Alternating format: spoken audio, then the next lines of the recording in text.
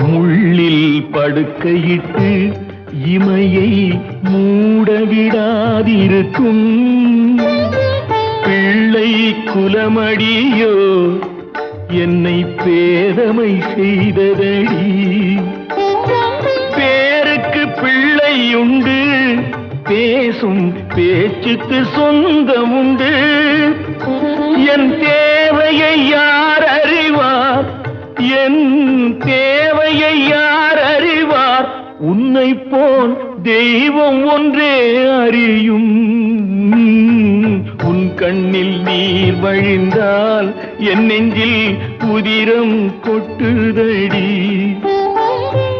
என் கண்ணில் பாவை அன்றோ கண்ணம்மா, என் உயிர் நின்னதன்றோ. உன் கண்ணில் நீர் வழிந்தால்